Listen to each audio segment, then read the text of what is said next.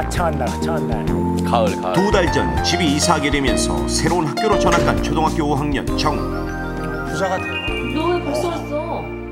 아, 머리가 너무 아파서 조퇴했어. 응? 아주 공부하느라 힘들어서. 지난번에는 배 아프다고 조퇴하더니 많이 아파?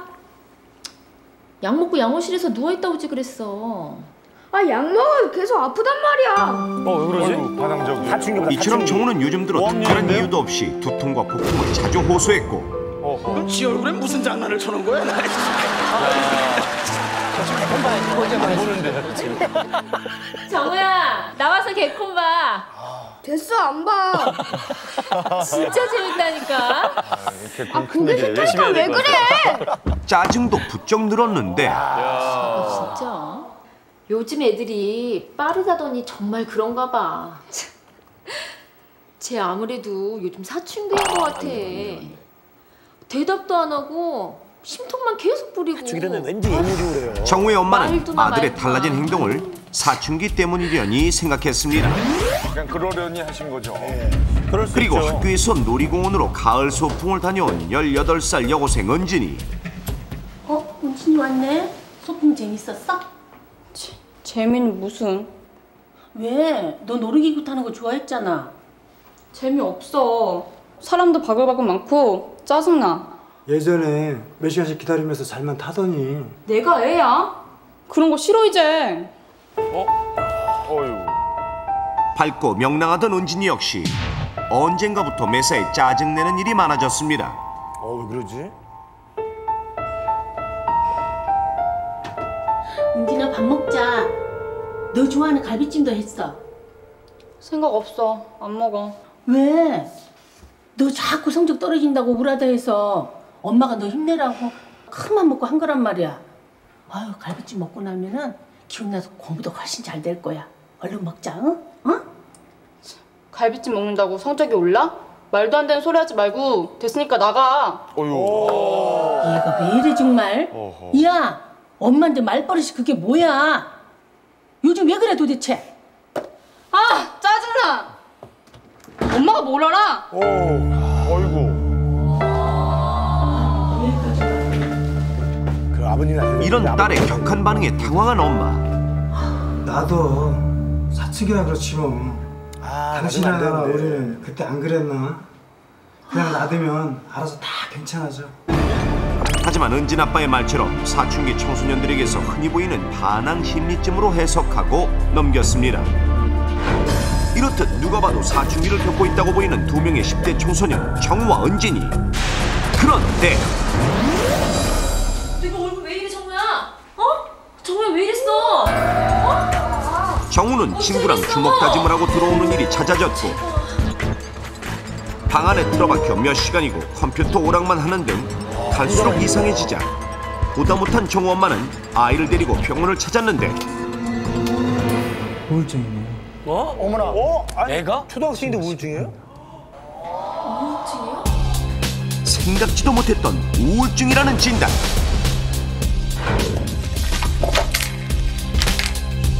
은진이는 책상에 앉아있는 시간은 많았지만 집중력이 떨어지며 성적은 갈수록 곤두박질 쳤고 불안함과 짜증이 점점 더 심해지며 우울증의 정도가 심각해지더니 어느 날 문득 자살이라는 끔찍한 길을 선택하고 말았습니다. 자녀의 짜증과 반항이 사춘기 시절 나타나는 일반적 현상인 줄 알고 가볍게 넘겼지만 사실은 그것이 우울증의 증세였다는 것. 어린이나 청소년들의 우울증은 성인 우울증과는 달리 우울한 기분이나 슬픈 감정이 나타나는 것이 아니라 여러 가지 행동상의 문제로 나타날 수가 있습니다. 부모님이나 가까운 사람들에게 신경질, 짜증, 화를 많이 낸다든지 혹은 반항적이거나 공격적인 말과 행동을 보이게 되는 것이죠. 그래서 이러한 것이 사춘기적인 일시적인 기분 변화라고만 생각을 해서 치료의 시기를 놓치게 되면 병을 키워서 자살과 같은 심각한 결과를 낳을 수도 있게 됩니다. 자, 따라서 아이들의 우울증을 예방하기 위해 10대 어린이와 청소년들 그리고 그런 자녀를 둔 부모님들이 반드시 알아야 할 것이 있으니 바로 사춘기에 나타나는 일시적 기분 변화와 병적인 우울증을 구별하는 정확한 기준. 중요하겠네요. 이것은 감정 변화가 민감한 10대 아이들의 일반적인 성향과 반대되는 것으로 앞서 보셨던 정우와 은진이의 행동 속에 그대로 드러나 있었으니 다시 한번 잘 떠올려 보십시오. 자, 그렇다면 사춘기에 나타나는 일시적인 기분 변화와 구별되는 병적인 우울증의 정확한 특징은 과연 무엇일까요?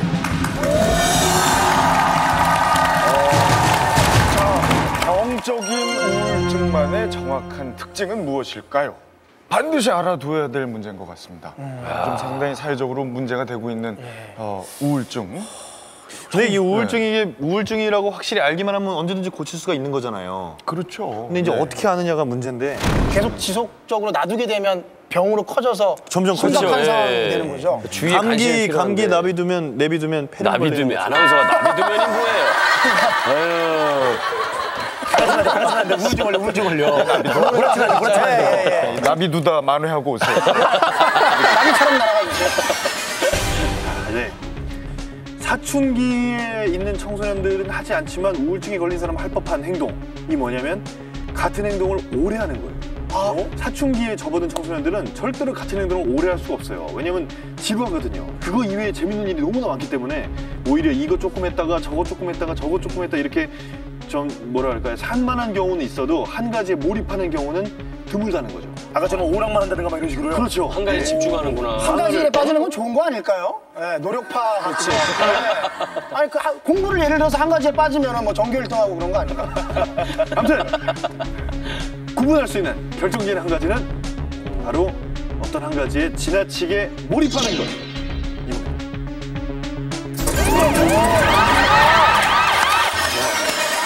저한테 약간 좀 그 중학교 때인가요? 이렇게 좀 우울한 적이 있었는데 저희 과거를 한번 쫙 생각해 보니까 제가 그때 그 연예인을 무척 이렇게 그것도 한 명 연예인을 너무 좋아해가지고 막 사진도 사고 그 다음에 뭐 브로마이드 뭐 연습장 이렇게 사가지고 누구였어요?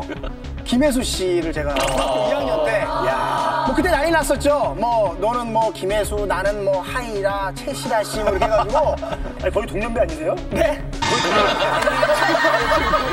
우상이라고 하기엔 너무 나이 또래가 비슷한 우상입니다. 그래도 우상은 동년배 아니야 동년배. 어쨌든 그래서 한 연예인에게 이렇게 집착하는 것 이런 것들이 어떤 우울증 초기의 시작이 아닌가. 요즘 그 특히 청소년 여러분들 뭐 이렇게 연예인들 많이 따라하려고 하시는데 물론 그런 것도 좋지만 그래서 저희 어머님께서 되게 걱정하셨어요. 그 이후로 네가 김혜수 사진을 모은 이후로 성적이 떨어졌다. 40등에서 50등으로 떨어졌다 지금. 난리가 났었습니다 저희 집에서. 예, 그래서 저는 한 연예인에게만 무조건 집착하는 것. 우울증 초기의 시작이다. 적으세요. 맞을 것 같은데요?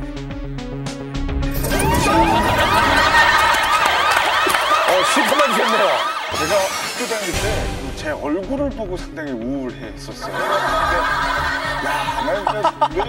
왜 이 모양으로 태어나서 코도 뼈 쪽. 그럴 수 있죠. 가장 결정적으로 우울했던 게 키가 좀 다른 학생들보다 컸으면 좋겠다 이런 생각에 그때 제가 했던 행동이 뭐냐면 콩나물을 먹으면 키가 큰다. 콩나물. 그래서 그 콩나물 음식만 계속 엄마에게 해달라고 그래서 한 2달 정도 콩나물로만 밥을 먹는. 집착을. 형님 얼굴 지금 보니까 좀 콩나물 닮으신 것 같아요. 많이 드시나요? 그럴 때는 상당히 오랜 기간, 1달, 2달 자기 음식만 먹게 되는 행동. 이럴 때는 이제 우울증을 한번 의심해보고 치료를 하고 상담을 받아야 된다. 정답은 콩나물에 집착하는 행동. 한 가지 음식만 먹는 행동. 오랫동안. 편식. 이것도 아니네. 앞에서 경석 형님이 뭐 키 때문에 뭐 우울했다. 전 그랬으면 죽었어야 돼요. 네. 많은 사람들이 내 키를 보면 웃을 때 그럼 난 개그맨이 돼야 되겠네? 라는 그런 생각을 했어요. 네. 다르게 해결했네. 그렇죠. 장점을 승화시킨 것도 우울증 치료에 상당히 좋거든요. 이건 정답은 얼마 전에 제가 그 TV에서도 봤던 것 같아요. 우울증에 걸리면 음식을 먹지 않습니다. 네. 아까 학생 봤죠? 너 좋아하는 갈비찜인데 그거 먹는다고 성적이 올라? 그랬잖아요. 네. 맞네. 네. 오, 이거 맞나 보다. 그게 맞아요. 내가 먹어서 뭐해? 그냥 다 귀찮은 거예요. 정답. 음식을 먹지 않는다. 입맛이 떨어지겠지. 오래 되면. 예.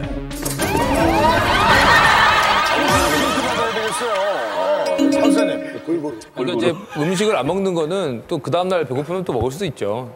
그러니까 이제 어떤 그런 증상도 중요한데 다 우울증 증상이에요. 지금 말씀하신 거. 이런 증상들이 뭐가 더 추가가 되면 진단이 내려지는 거죠. 어우, 야, 간단히 모르는 아까 화면에 여러 가지 증상들이 나왔잖아요. 예, 예를 들면 아까 이 말씀하신 대로 굉장히 오랫동안 짜증을 낸다든가 아니면 오랫동안 안 먹는다든가 뭔가를 오랫동안 이렇게 하는 행동이 사춘기와 우울증의 차이인 거예요. 원래 사춘기라면 짜증을 내다가도 금방 엄마가 이렇게 좀 이렇게 막 이렇게 뭐 맛있는 거 사주고 막 칭찬해주고 이러면 금방 딱 깨어나는데 그게 오래돼. 아무리 얼굴도 달래고 애 막 이뻐해주고 이래도 얘가 그냥 어떻게 해도 오래 끝까지 이렇게 가는 거예요. 이게 우울증인 거예요. 예를 들면 항상 초롱초롱 해야 될 이 학생의 이 눈망울이 오랫동안 이렇게 멀리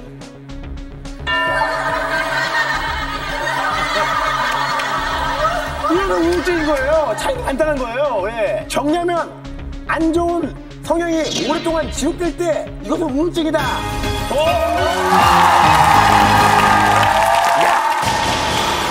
위기 탈출 넘버1.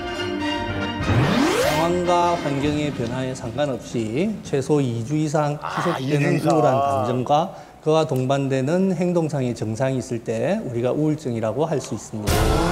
사춘기에 나타나는 일시적인 기분 변화와 구별되는 병적인 우울증의 정확한 특징은 상황과 환경 변화에 상관없이 2주 이상 계속 기분이 우울하고 짜증과 신경질 등을 내는 등 다양한 증상들이 일어납니다. 예전보다 더 어린 나이부터 시작되는 요즘 10대들의 사춘기.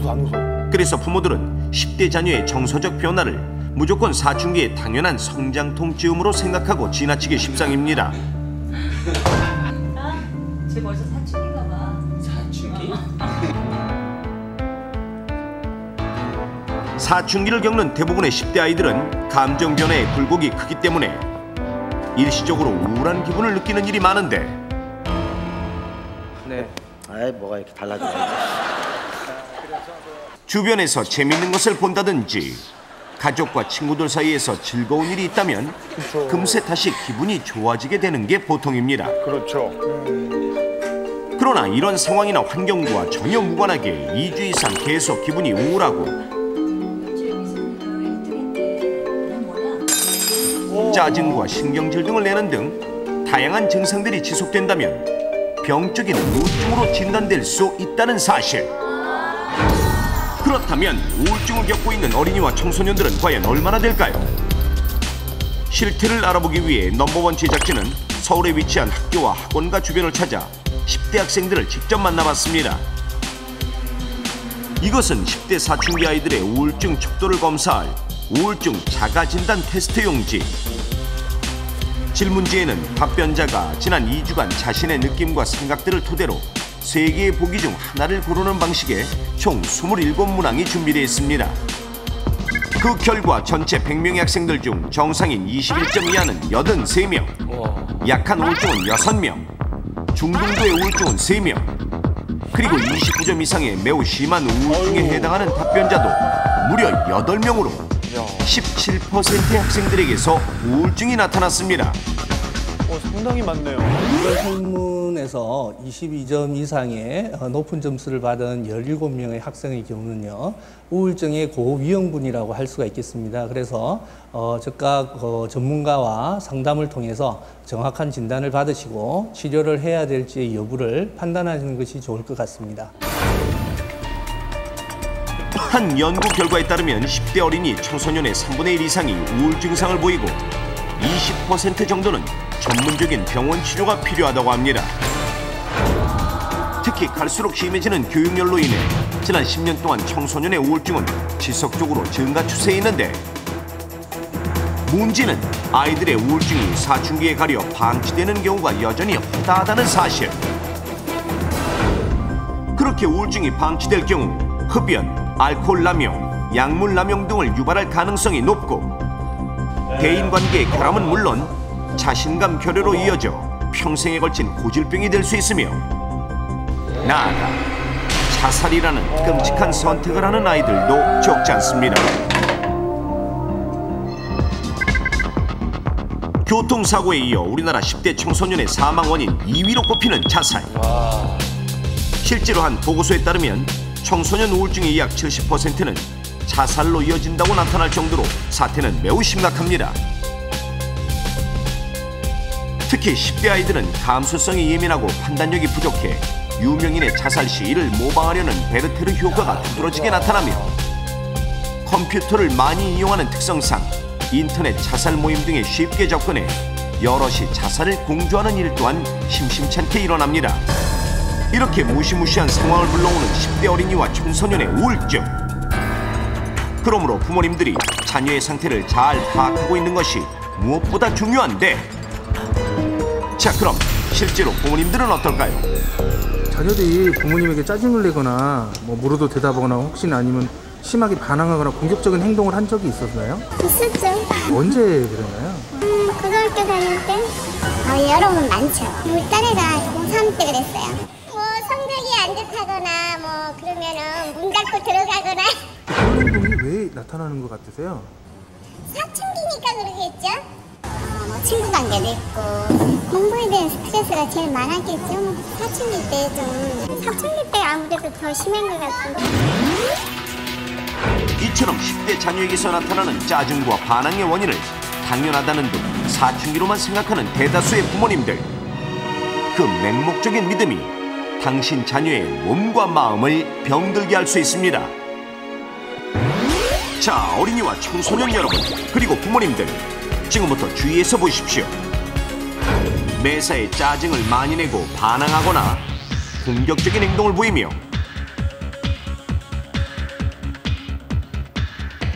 무단결석, 가출을 자주 하고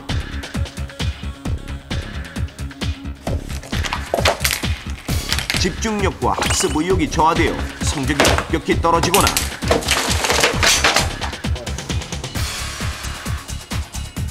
심각한 불면증을 보인다든지 밥을 잘 안 먹거나 혹은 폭식을 해서 한두 달 사이에 몸무게가 급격히 변하거나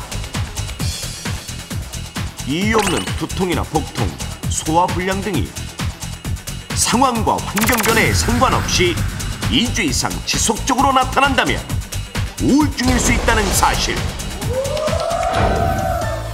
우울증은 전문적인 치료를 받으면 90% 이상 완치될 수 있는 병이란 사실을 명심하고 부모님들은 늘 관심과 사랑을 가지고 10대 자녀의 변화를 세심하게 지켜봐 주십시오. 또한 우울증을 예방하기 위해서는 아이들 스스로 평상시 편하게 속마음을 털어놓을 수 있는 대상을 만들어 늘 대화해야 하며 성취감을 느낄 수 있는 취미를 한 가지 이상 꾸준히 해 스트레스를 줄이는 것이 좋고 집에 너무 오랜 시간 혼자 있는 것을 피하도록 합니다. 마음의 감기, 우울증. 누구에게나 쉽게 찾아오지만 발견하기는 어렵습니다. 지금 여러분 자녀에게서 일어나는 내면의 변화에 귀를 기울이십시오.